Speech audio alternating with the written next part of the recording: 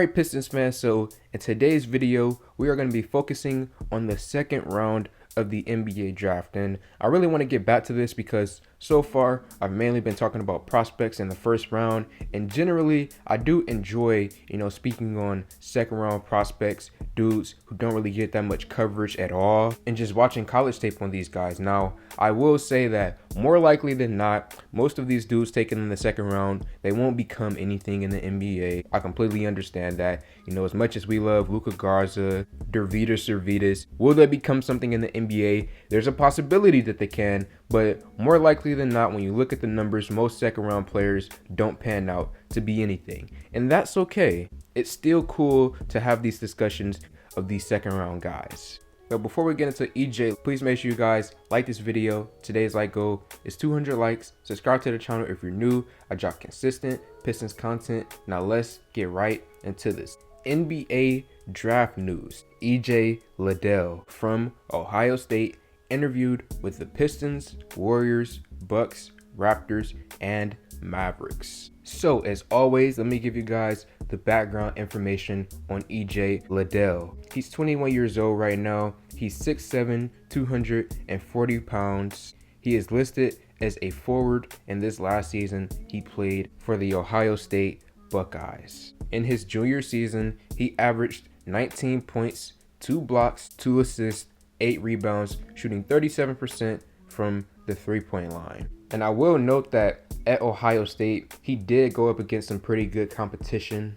And if I were to recommend you guys go watch some tape from him, you can go look at the Villanova game. Even though his team lost, I believe he put up a solid performance. He also went up against Duke with Paolo Banchero, a projected, top 3 pick in this draft. Had a very good performance there. And then lastly, against my favorite team, the Michigan Wolverines, he dropped 28 on February the 12th. So I also recommend you guys to go watch that game. But as far as what E.J Liddell is as a player, I would say the first thing about him is, on defense, he's actually a solid rim protector, even though he's a forward. He did a good job last year at recognizing when he needs to rotate, when he needs to move away from the guy that he's guarding to go play help defense when it's needed. And as a result, on a lot of plays, you would see him run to the other side of the court and block shots. And also, in addition to that, something else that I will mention is that EJ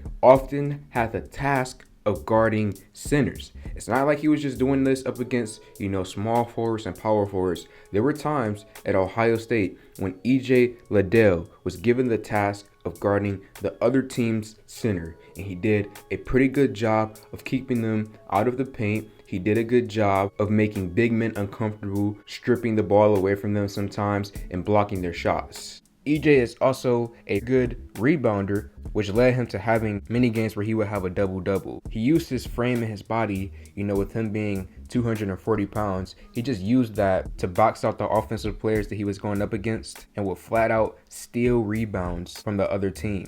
I also like the intensity that EJ played with. He seems like the type of guy who puts a lot of effort into the game of basketball, so I definitely, respect that as well, especially as a Pistons fan. With our history having so much grit and grind behind it, I really did like that about him.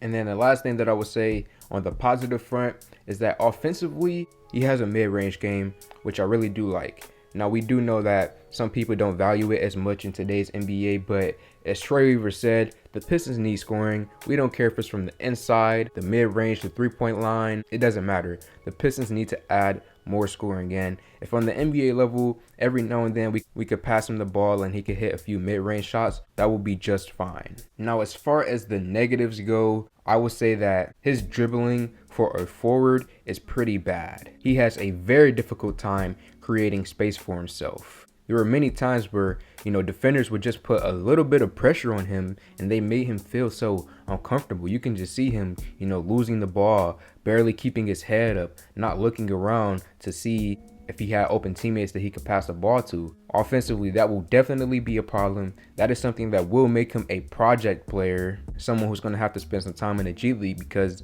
on the NBA level, there's just no way he can be on the court with this type of offensive skill set. Another negative that I will mention is that he averaged 2.4 turnovers, and I feel like the reason for that is because, you know, at Ohio State this season, he was probably one of their best, if not their best player, and they asked him to do a lot. And because of that, when you want him to have the basketball in his hands a lot and make a lot of plays, he's bound to make mistakes. And as I just mentioned, with his lack in handle and with the ball being in his hands all the time, it led to him having a lot of turnovers. So that's definitely a negative. And the last negative thing that I would say about EJ is shot selection.